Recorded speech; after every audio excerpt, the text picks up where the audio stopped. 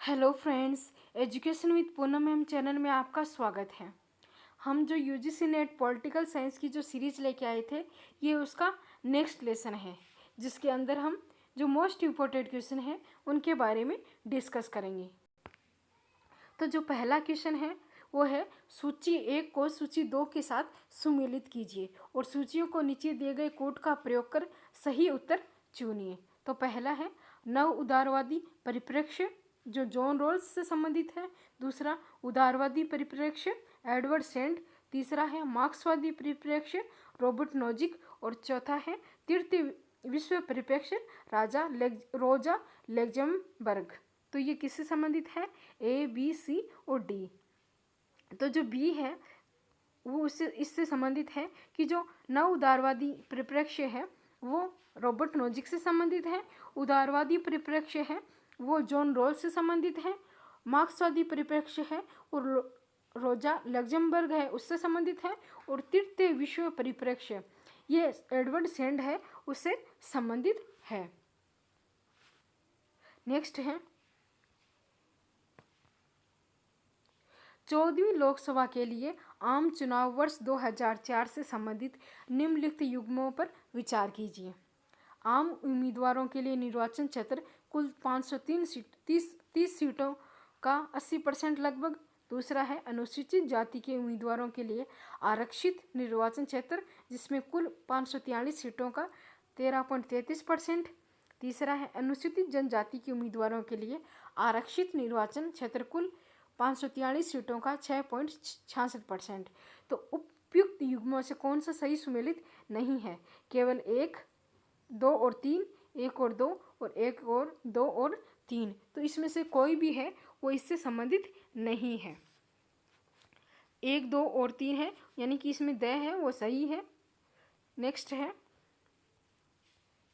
निम्नलिखित कथनों पर विचार कीजिए। तो प्रथम राष्ट्रीय अनुसूचित जाति और अनुसूचित जनजाति आयोग का गठन वर्ष 1992 में हुआ था। प्रथम राष्ट्रीय अनुसूचित जाति और अनुसूचित जनजाति आयोग का गठन संविधान जो 65वां संविधान संशोधन है उसके तहत अधिनियम के अंतर्गत हुआ। और तीसरा है प्रथम राष्ट्रीय अनुसूचित जाति और अनुसूचित जनजाति आयोग अध्यक्ष हनुमान थप्पा थे। उपयुक्त कौन सा सही है? 1, 2, 2, 3, 1, 2, 1, 2, 3। तो इसमें से जो पहला और दूसरा है वो सही है कि जो प्रथम राष्ट्रीय अनुसूचित जाति और अनुसूचित जनजाति आयोग का गठन है वो 13 मार्च 1992 को किया गया था। और इस आयोग का गठन 65वें संविधान संशोधन है उसके अंतर्गत किया गया था। नेक्स्ट है निम्नलिखित में से कौन सी यूरोपीय संघ संधि ट्रीटी ऑन यूरोपियन यूनियन के सर्वाधिक महत्वपूर्ण अवयव है? European parliament, the European community, common foreign and security policy, justice and home affairs. और नीचे दिए गए कोड का प्रयोग करें। पहला और तीसरा, दूसरा और चौथा, पहला दूसरा चौथा और दूसरा तीसरा और चौथा। तो इसमें से कौन सा सही है? दूसरा, तीसरा और चौथा, यानी द यूरोपियन संधि है या ट्रीटी ऑन यूरोपियन यूनियन या the European community, common foreign and security policy और जस्टिस एंड होम अफेयर्स है उससे संबंधित है। नेक्स्ट है सूचना का अधिकार अधिनियम 2005 के संदर्भ में निम्नलिखित में से कौन सा कथन है वो सही है? निकाय हो और उसके साथ सक्षम अधिकारी है। तो उच्चतम न्यायालय किससे संबंधित है? भारत का मुख्य न्यायाधीश। संघ लोक सेवा आयोग किससे संबंधित है? अध्यक्ष संघ लोक सेवा आयोग, लोकसभा अध्यक्ष लोकसभा, राज्य का उच्च न्यायालय का मुख्य न्यायाधीश। तो ये किससे संबंधित? इसमें से कौन सा सुमेलित नहीं है? तो जो लोकसभा है वो लोकसभा अध्यक्ष है वो लोकसभा से संबंधित नहीं है। नेक्स्ट है निम्नलिखित पर विचार कीजिए। लोक प्राधिकारी के प्रत्येक अभिकरण को आवंटित बजट। दूसरा है लोक प्राधिकारी द्वारा अनुदित रियायतों, अनुज्ञा पत्र या प्राधिकारों के प्राप्तिकर्ताओं की विशिष्टता। उपयुक्त में से किससे संबंधित सूचनाओं को घोषित करना सूचना का अधिकार अधिनियम 2005 के अधीन लोक प्राधिकारी की बाध्यता देता है? केवल 1, 2, 1, 2, ना तो 1 ना ही 2। तो इसमें जो दोनों कथन हैं वो सही है, यानी स है वो सही है कि जो लोक अधिकारी हैं उसके कर्तव्य होते हैं कि इसके द्वारा संपादित सभी योजनाएं प्रस्तावित व्यय और प्रतिवेदन सहित सभी का उल्लेख करते हुए प्रत्येक अभिकरण को आवंटित बजट है विवरण है वो देना।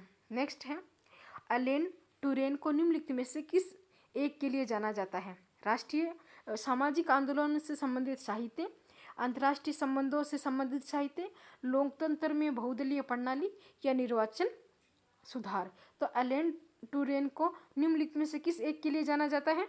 ये जाना जाता है सामाजिक आंदोलनों से संबंधित साहित्य। नेक्स्ट है, निम्नलिखित में से कौन सी प्रवृत्तियां हैं वैश्वीकरण को प्रारूपित करती है? राष्ट्रीय अर्थव्यवस्था को बढ़ावा, एकीकरण, राजनीतिक अस्थिरता, बढ़ता हुआ सूचना प्रवाह, बढ़ती हुई भौगोलिक अंतर्निर्भरता। तो नीचे दिए गए कूट का प्रयोग कर सही उत्तर चुनिए। 1 और 2, 2 और 4, 1, 2 और 4, 1, 3 और 4। तो इसमें से कौन सा कथन सही है?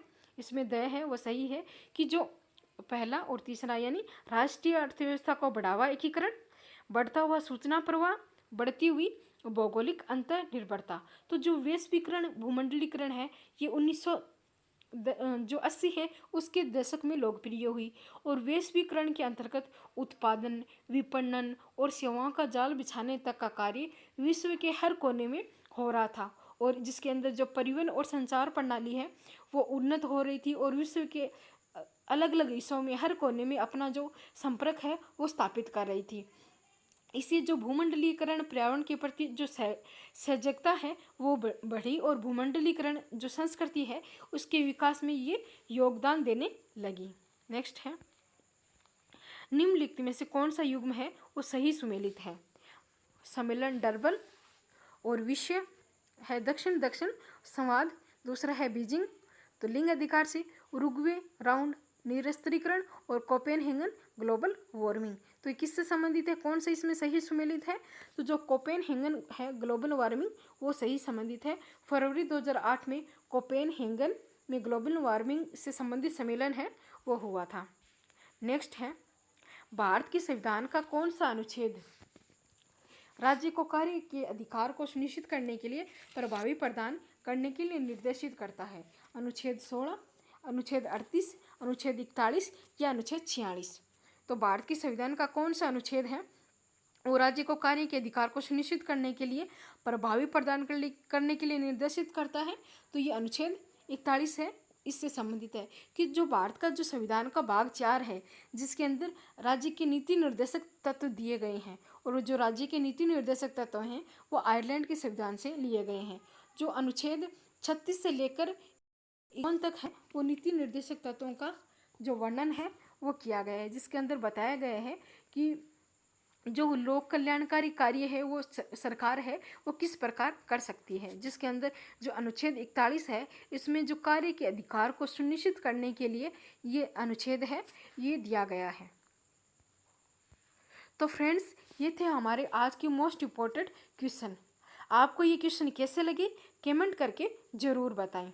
आप मेरे channel education with Poonam ma'am को सब्सक्राइब कीजिए, शेयर कीजिए, लाइक कीजिए और कमेंट करके अपना फीडबैक ज़रूर दें। ये जो PDF है ये आपको डिस्क्रिप्शन में टेलीग्राम का लिंक मिल जाएगा और वहाँ से डाउनलोड कर लीजिए।